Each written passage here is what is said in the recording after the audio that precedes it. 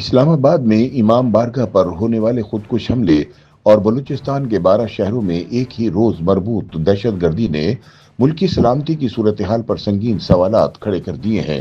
دہشت گردی کے اس ناسور کے پھیلنے کی ایک وجہ ریاستی اداروں کی دوغلی پالیسی بھی ہے، جو ایک جانب دہشت گردوں کے خلاف جنگ میں مصروف ہے، جبکہ دوسری جانب کچھ انتہا پسند گروہوں کی پشت پناہی بھی کر رہے ہیں۔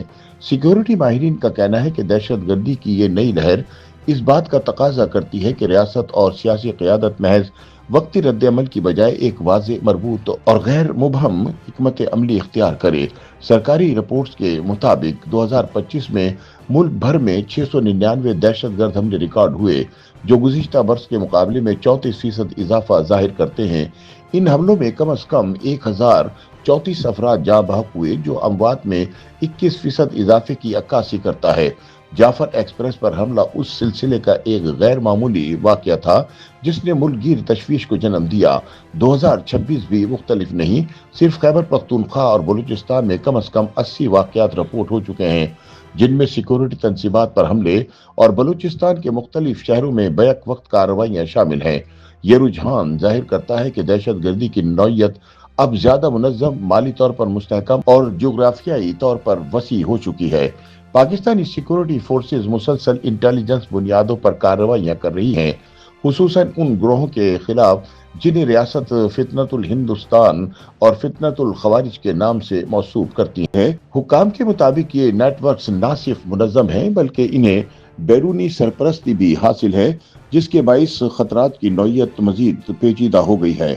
حال ہی میں وزیر دفاع خواجہ آصف نے قومی اسمبلی میں حالیہ حملوں پر اظہار خیال کرتے ہوئے دہشت گردی میں اضافے کو ایک سنجیدہ چیلنج قرار دیا۔ انہوں نے سابق فوجی حکمرانوں جنرل ضیاء الحق اور جنرل پرویز مشرف کی افغان جنگوں میں شمولیت کو موجودہ صورتحال کی بنیادی وجہ قرار دیا اور کہا کہ ماضی کے فیصلوں کا خمیازہ آج بھی بھگتنا پڑ رہا ہے۔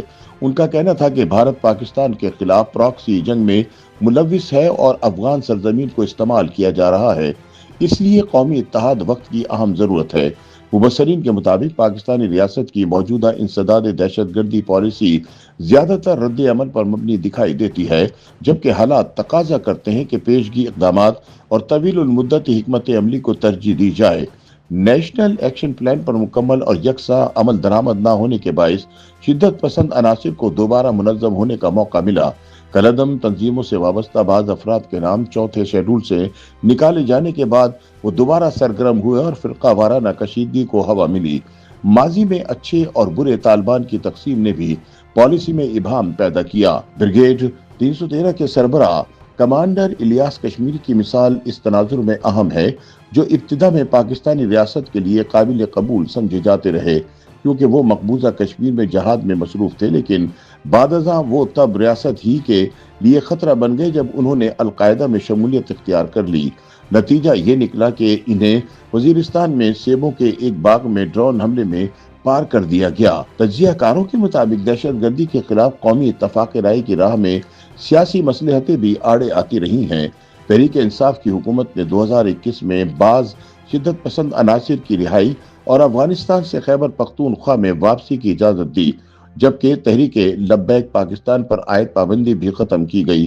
دوسری جانب پاکستان مسلم لیگ نون پر ماضی میں بعض فرقہ وارانہ گروہوں سے روابط کے الزامات عائد ہوتے رہے۔ پیپلز پارٹی نے بھی انتخابی سیاست میں کالعدم تنظیموں سے اتحاد کیا، جبکہ جمیعت العلماء اسلام کے بعض دھڑوں کی افغان طالبان سے نظریاتی قربت کسی سے پوشیدہ نہیں۔ تجزیہ کاروں کے مطابق دہشت گردی کے اس چیلنج سے نمٹنا ہے تو ریاست کو ہر قسم کی عسکریت پسندی کے خلاف یکساں اور غیر امتیازی پالیسی اپنانا ہوگی۔ نیشنل ایکشن پلان پر سختی سے عمل درآمد، قانون نافذ کرنے والے اداروں کی نظریاتی اور پیشہ ورانہ اسکریننگ، تفتیشی نظام میں جدید فرانزک سہولیات کا فروغ اور سیاسی جماعتوں کی جانب سے شدت پسند عناصر سے واضح لا تعلقی ایسے اقدامات ہیں جو فوری توجہ کے متقاضی ہیں۔ اسی طرح پارلیمان کو محض تقاریر تک محدود رکھنے کی بجائے عملی اور متحد کردار ادا کرنا ہوگا۔